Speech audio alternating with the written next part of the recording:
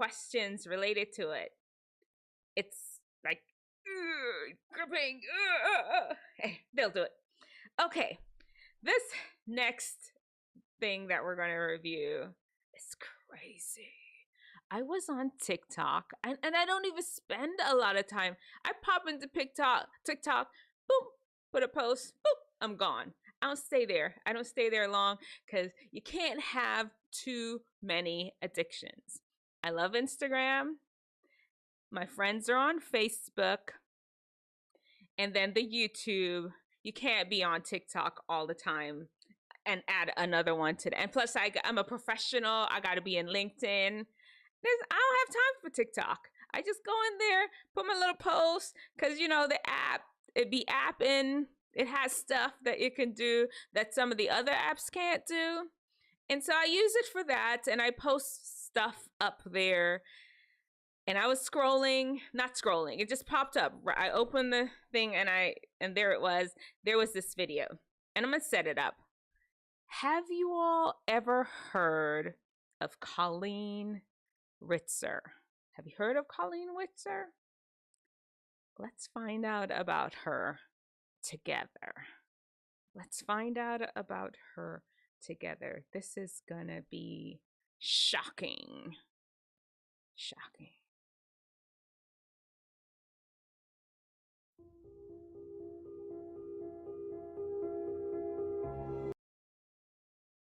Look at that. That's the Colleen. And that's a young man.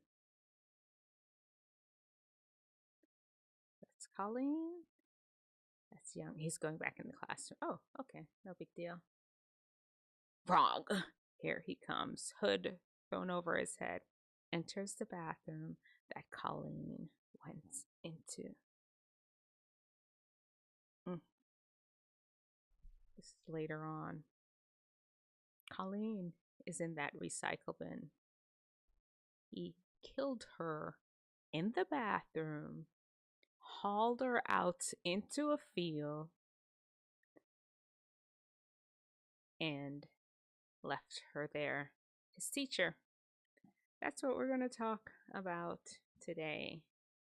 I never heard about it. This is crazy. This happened in Denver. What is that city? Denver.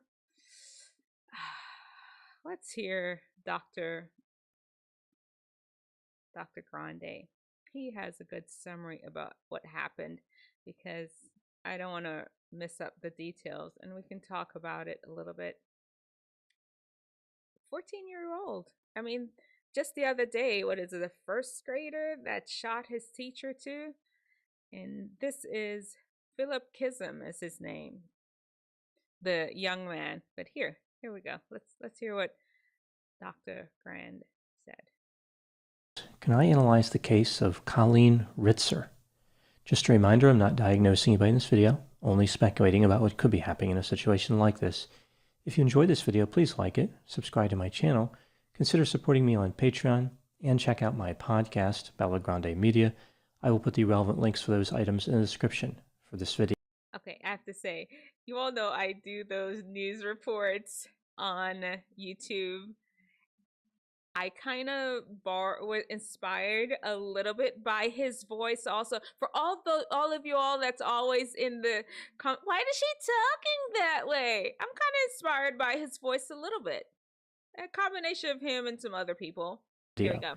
First, I'll start with the background of this case. I'll move to the timeline of the crime, then offer my analysis.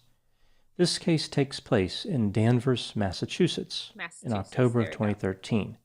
24-year-old Colleen Ritzer lived in Andover, Massachusetts with her parents. Growing up, she had always wanted to be a teacher. She had a particular interest in mathematics.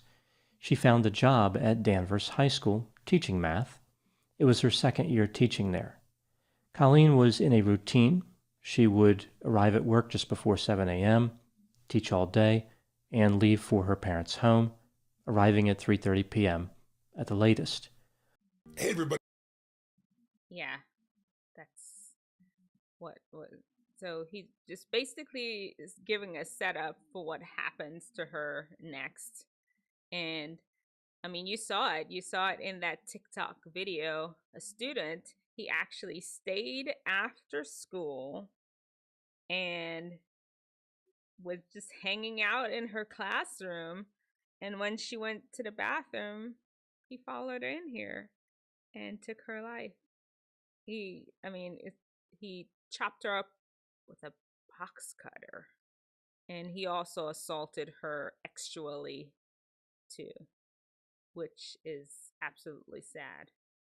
Ritzer starting at 1 p.m. It was the last period of the school day. Philip's behavior was normal, except he seemed to be a little more quiet than usual. There were no negative interactions between Philip and Colleen during the math class. The class ended at 1:55 p.m. After class, there was this short period that ran until 2:30 p.m. so that students could seek extra help from teachers. So he stayed back for extra help. And let's see, there's some time markers I wanted for us to look at. So basically, he was supposed to be in soccer. I have a challenge for all of you. Go to every computer. Mr. Beast, come on. I don't have time for this right now. Yeah, he stayed. Oh, I wasn't showing it. I'm sorry.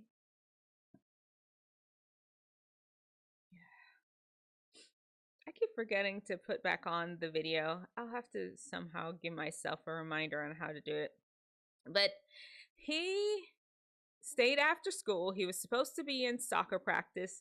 And the thing is, he had just moved to the area from Tennessee. His parents were divorcing, and his mom moved to Massachusetts with him, 14 years old. And he was on the soccer team. He was, I think, like just a few months he had been in the area and decided to hack his teacher up. Colleen. In 2016, Philip Chism was found guilty of many of the charges in connection with the attack and murder of Colleen Ritzer, including first-degree murder. For that charge, he was sentenced to life in prison, eligible for parole in 25 years. This is the maximum sentence permitted because he was 14 when he committed the crime. For the armed robbery, Philip was sentenced to 40 years plus 1 day. I still didn't put on the picture, did I? I'm sorry. I'll remember that. In prison. The sentences are concurrent, so technically Philip will be eligible for parole at the age of 54. Now moving to my analysis. There was really no question that Philip was guilty. His defense didn't even try to say he wasn't. Additionally, there was no doubt that the attack was premeditated. He had brought a number of items to the school which facilitated his crime, like the box cutter, the balaclava, and the gloves. Instead, the defense claimed he had all of that. In addition to, he changed his clothes multiple times. Did you also go back and look at the YouTube video? He changed his clothes multiple times to, I guess, throw off the scent. Ugh. I'm going to link these videos so you can watch the whole entire thing. And there is a point to this. I just wanted to give a quick overview on that everything. Philip was seriously mentally ill and therefore lacked criminal responsibility. A mental health clinician hired by the defense interviewed Philip 7 times in 2015. The clinician made a few observations. Philip believed that he was not human and had superpowers. The video surveillance showed Philip wandering aimlessly around the school, and this somehow demonstrated that Philip was disorganized. Philip had a flat... Always got to use the insanity plea. I'm not a lawyer or nothing. It seems like that's something that people are always throwing out. Affect, mumbled to himself, and had delusional thinking. Philip told the clinician that he started having command auditory hallucinations at age 10, so voices that were telling him to do things. Often command hallucinations are telling people to do bad things. Philip could not offer a cohesive description of how the voices started, like he had several different stories about the origin of... So basically, overall, he was saying that essentially that mental health plea, he was sort of fabricating that Philip was the killer of this teacher. The hallucinations. The clinician said that Philip was not malingering. Even though Philip denied any trauma history, he was never neglected or mistreated. The clinician insisted that Philip exhibited trauma-related symptoms like avoidance, nightmares, agitation, and anxiety. And Dr. So his Grand presentation here was is giving you what the mental health personnel for the trial said, and now after that he's going to go into his impression of exactly what happened. Confusing. The clinician thought that perhaps the move from Tennessee was somehow traumatic. I have a challenge for all of you. Go to Holy God. You know what I figured? I figured out what happened, how people get those commercial free. They have the premium. What is it? YouTube? You pay the paid YouTube channel. I'll get that at some point, but not right now because we're still just starting this thing, you know? We're still just starting this thing, so we can't go for all of that right now. Let's go. Schizophrenia or had some type of trauma, but ultimately, the clinician diagnosed Philip with psychotic disorder not otherwise specified. So he believed he had psychosis, but it did not fit into any of the diagnostic classifications that are well known, like schizophrenia or a major mood disorder with psychosis. The clinician admitted that the sexual aspects of Philip's behavior were not accounted for by the alleged psychosis. Another mental health clinician for the defense assessed Philip. This clinician had a similar opinion. He thought Philip had been in an acute depressive state and had a brief transient psychotic episode, so perhaps something similar to brief psychotic disorder. Other mental health experts had different opinions. They concluded that Philip was malingering based on tests like the MMPI. So some people, malingering, that's medical for lying. That's just, remember I talked about on Wednesday to expand your vocabulary? Throw that one in there. Lying. Why are you malingering? He was lying. Let's see if we can get to Dr. Grand's analysis. Philip's behavior. Philip related to his friends in a normal way. His teachers didn't find him unusual most of the time. He premeditated the crime. He made extensive efforts to get away with it, even though he incriminated himself several times, for example, when he used Colleen's credit card after the murder. So Philip premeditated the crime, even though he wasn't actually good at executing his own plan. It is reasonable to believe that he knew right from wrong and was not experiencing hallucinations or delusions. What do I think happened in this case?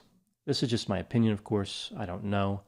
I believe that Philip probably had mental health symptoms, maybe even psychosis, but again, the psychosis doesn't explain the crime. I think that Philip simply wanted to commit the crime. He had probably been fantasizing about the homicide for some time. It started to... Ouch. Ouch. Ooh.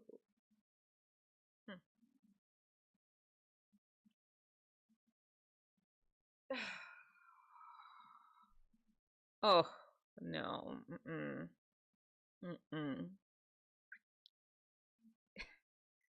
You know, Dr. Grand, I believe it's a psychologist. I don't think he's a psychiatrist. A psychologist. You have to look him. He works with a lot of people. And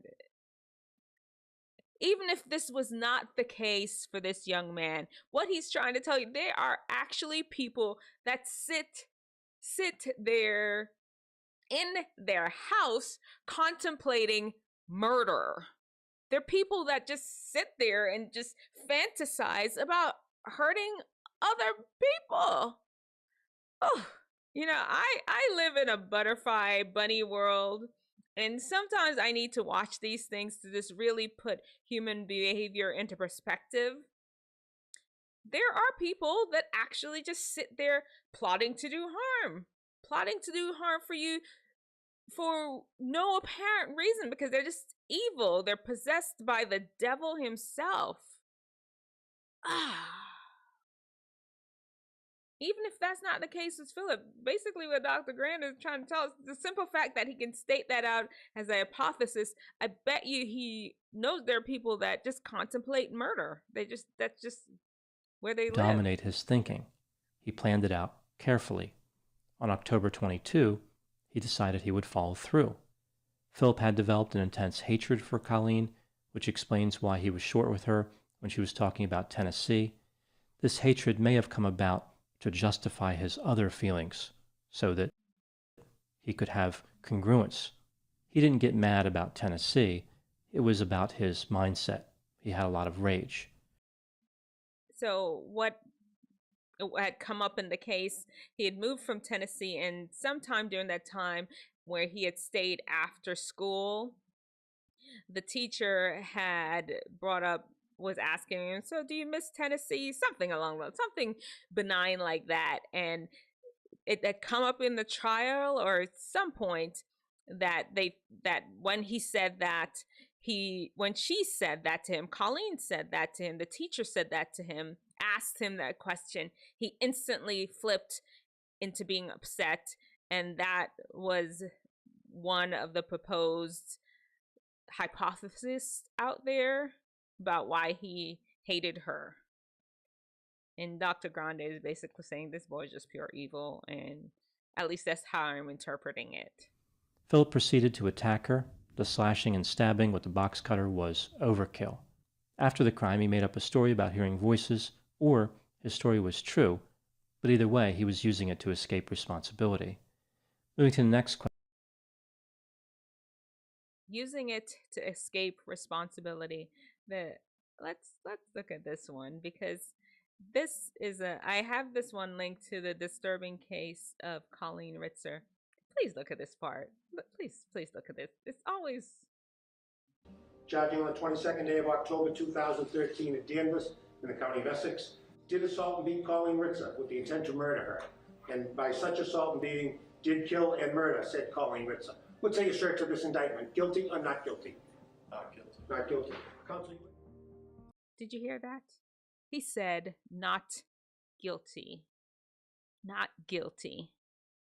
Everybody, it seems, said they're not guilty. He was caught. He's on a school campus. Cameras everywhere. It's basically tracking him. The only place the cameras were was not in the bathroom and not in the woods, where he recklessly dumped her body as if this was not a human being that he had just killed.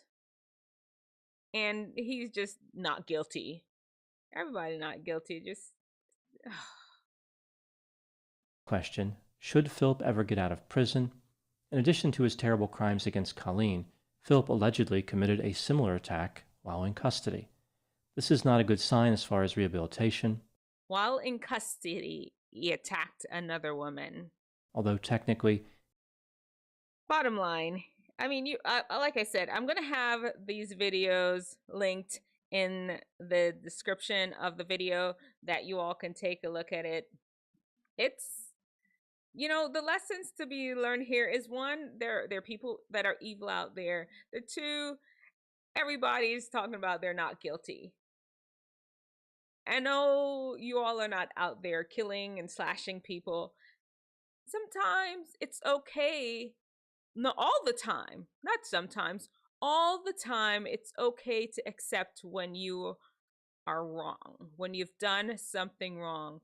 And that is the way you can move on and ask for forgiveness or somehow make things right. Of course, there's no way to make this right. This man killed these people's daughters, killed this teacher, removed the person that was contributing to the community.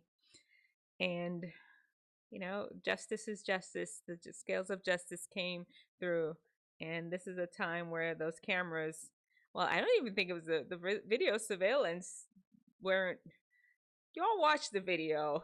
Trust me, it's interesting. It's super interesting. I was sucked in by this case that I'd never heard of it prior to this. Prior to this TikTok video popping up. Go ahead, TikTok. Changing lives, educating us, letting us, tipping